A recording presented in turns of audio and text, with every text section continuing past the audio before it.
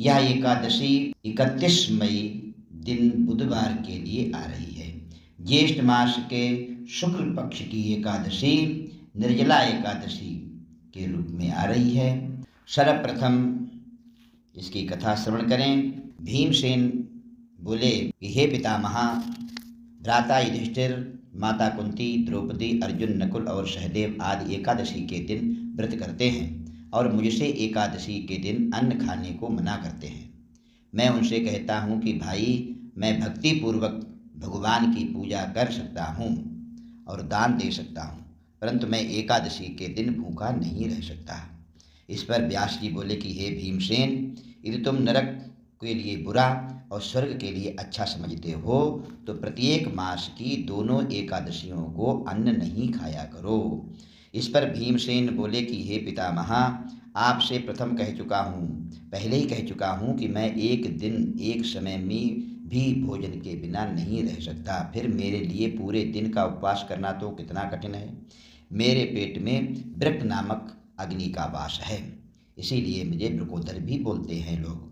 जो अधिक अन्न खाने पर भी उसकी अग्नि शांत, पेट की अग्नि शांत नहीं होती है। यदि मैं प्रयत्न करूं तो एक व्रत अवश्य कर सकता हूं, अतः आप मुझे कोई एक ऐसा व्रत बतलाइए जिससे मुझे स्वर्ग की प्राप्ति हो।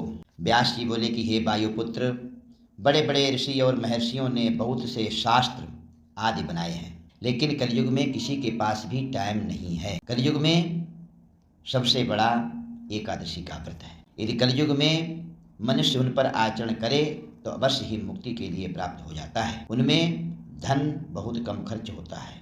उनमें से जो पुराणों का सार है उसे कहता हूँ कि मनुष्य को दोनों पक्षों की एकादशियों का व्रत अवश्य करना चाहिए, इससे उन्हें स्वर्ग की प्राप्ति होती है।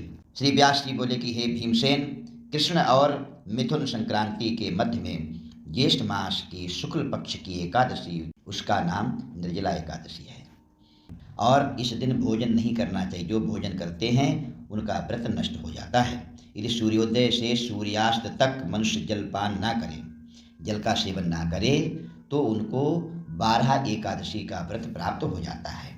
द्वादशी के दिन सूर्योदय से पहले ही उठना चाहिए। इसके पश्चात भूखे ब्राह्मण को भोजन कराना चाहिए, तत्पश्चात स्वयं भोजन करना चाहिए।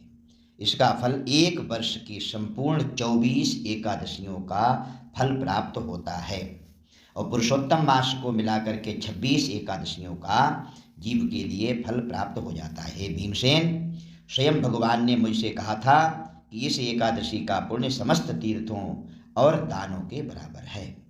एक दिन निर्जला एकादशी रहने से मनुष्य के सारे पाप नष्ट हो जाते हैं, अतः इस एकादशी का जो कोई भी व्रत करता है वो वैकुंठ धाम जाता है। यत्न पूर्वक इस एकादशी के लिए व्रत करना चाहिए। उस दिन ओम नमो भगवते वासुदेवाय मंत्र का उच्चारण करना चाहिए, जाप करना चाहिए। व्यास देव जी के ऐसे वचन सुन करके उसने निर्जला व्रत किया। भीमसेन ने निर्जल व्रत किया। इस एकादशी को भीमसेन या पांडव एकादशी भी कहते हैं। निर्जल व्रत करने से पहले भगवान की पूजा करनी चाहिए और उनसे विनय करनी चाहिए कि हे भगवान, आज मैं निर्जला व्रत करता हूँ, इसके दूसरे दिन भोजन करूँगा, मैं इस व्रत को श्रद्धापूर्वक करूँगा, उससे मेरे सब पाप नष्ट हो जाएं।